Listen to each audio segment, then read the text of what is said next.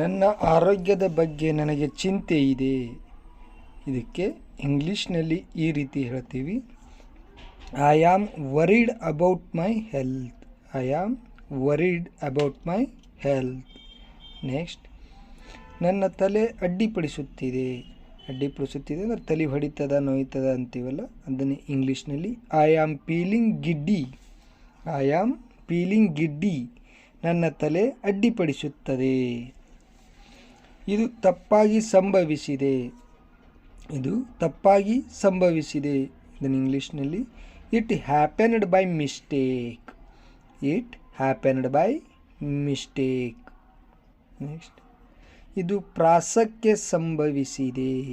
ಇದು ಪ್ರಾಸಕ್ಕೆ ಸಂಭವಿಸಿದೆ.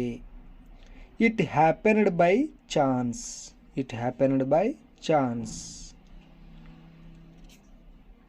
ನಾನು ಕುಳಿತುಕೊಳ್ಳಬಹುದೇ? ಎಲ್ಲರೂ ಯಾರ ಮನೆಗೆ ಹೋದಾಗತ್ತೀವಲ್ಲ, ನಾನು ಕುಳಿತುಕೊಳ್ಳಬಹುದೇ ಅಂತ. May I sit. May I sit. ನಾನು ಕುಳಿತುಕೊಳ್ಳಬಹುದೇ? ನನ್ನ ಕ್ಷಮೆಯನ್ನು ತಿಳಿಸು. ಅಂದರೆ ಏನಾದರೂ ಮಾತಾಡುವಾಗ ಹೆಚ್ಚು ಕಡಿಮೆ ಅದಾಗ ಹೇಳ್ತೇವಲ್ಲ, ನನ್ನ ತಪ್ಪಾಗೈತಿ ಹೇಳತ್ತೇಳಿ. ಕನ್ವೆ ಮೈ ಅಪಾಲಜಿ. ಕನ್ವೆ ಮೈ ಅಪಾಲಜೀಸ್. ನಾನು ನನ್ನ ಅತ್ಯುತ್ತಮ ಪ್ರಯತ್ನ ಮಾಡುತ್ತೇನೆ. ಇದನ್ನು ಇಂಗ್ಲೀಷ್ನಲ್ಲಿ ಈ ರೀತಿ ಹೇಳಬೇಕು, I will try my level best. I will try my level best. ಈಗ ನಾನು ಏನನ್ನಾದರೂ ಹೇಳುತ್ತೇನೆ. ಈ ರೀತಿ ಹೇಳುವಾಗ ಇಂಗ್ಲೀಷ್ನಲ್ಲಿ may I say something now. May I say something now.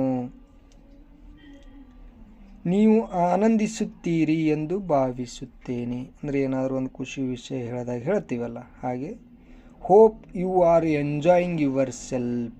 Hope you are enjoying yourself ಅಂತ.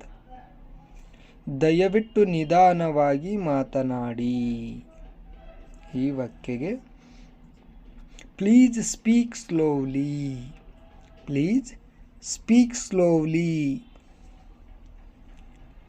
ನಿನಗೆ ಏನು ಬೇಕು? ನಿನಗೆ ಏನು ಬೇಕು? ಇದನ್ನು ಇಂಗ್ಲೀಷ್ನಲ್ಲಿ ಯಾವ ರೀತಿ ಪ್ರಶ್ನೆ ಮಾಡೋದು ಅಂದ್ರೆ, what do you want. What do you want ಅಂಥೇಳಿ ಪ್ರಶ್ನೆಯನ್ನು ಕೇಳಬೇಕು. ನೀನು ಏನು ಚಿಂತಿಸುತ್ತಿರುವೆ? ನೀನು ಏನು ಚಿಂತಿಸುತ್ತಿರುವೆ? ಇದಕ್ಕೆ ಇಂಗ್ಲೀಷ್ನಲ್ಲಿ ಹೇಳ್ತೀವಿ, what are you thinking. What are you thinking. Next, ನೀವು ಏನನ್ನಾದರೂ ಹೇಳಲು ಬಯಸುವಿರಾ? ಈ ವಾಕ್ಯಗೆ ಇಂಗ್ಲೀಷ್ನಲ್ಲಿ ಹೇಳ್ತೀವಿ, do you want to say something. Do you want to say something. ಇದು ಯಾವ ವ್ಯತ್ಯಾಸವನ್ನು ಮಾಡುತ್ತದೆ? ಇದು ಯಾವ ಬದಲಾವಣೆಯನ್ನು ಮಾಡುತ್ತದೆ ಅಂತ ಕೇಳಬೇಕಾದ್ರೆ ಇಂಗ್ಲೀಷ್ನಲ್ಲಿ what difference does it make. What difference does it make ಅಂತ. ನೆಕ್ಸ್ಟ್, ಇದು ಯಾವುದೇ ವ್ಯತ್ಯಾಸವನ್ನು ಮಾಡುವುದಿಲ್ಲ ಅಥವಾ ಯಾವುದೇ ಬದಲಾವಣೆಯನ್ನು ಮಾಡುವುದಿಲ್ಲ ಅನ್ನೋಕ್ಕೆ it doesn't make any differences. It doesn't make any difference. Ram ಸ್ವಲ್ಪ ತಡವಾಗಿತ್ತು. ನಾನು ಬರೋದಕ್ಕೆ ಸ್ವಲ್ಪ ತಡವಾಗಿತ್ತು ಅಂತ ಹೇಳೋಕ್ಕೆ ಇಂಗ್ಲೀಷ್ನಲ್ಲಿ ಹೇಳ್ತೀವಿ, Ram got A little late. Ram got A little late. ಮಕ್ಕಳಿಗೆ ಅರ್ಧ ಟಿಕೆಟ್ ಇದೆ. ಅಂದರೆ ಬಸ್ನಾಗ ಪ್ರಯಾಣ ಮಾಡುವಾಗ ಹೇಳ್ತೇವಲ್ಲ, ಚಿಕ್ಕ ಮಕ್ಕಳಿಗೆ ಅರ್ಧ ಟಿಕೆಟ್ ಇದೆ ಅಂತ. ಅದನ್ನೇ ಇಂಗ್ಲೀಷ್ನಲ್ಲಿ ಯಾವ ರೀತಿ ಹೇಳೋದು ಅಂದ್ರೆ, children travel half fare. Children travel half fare ಅಂತ.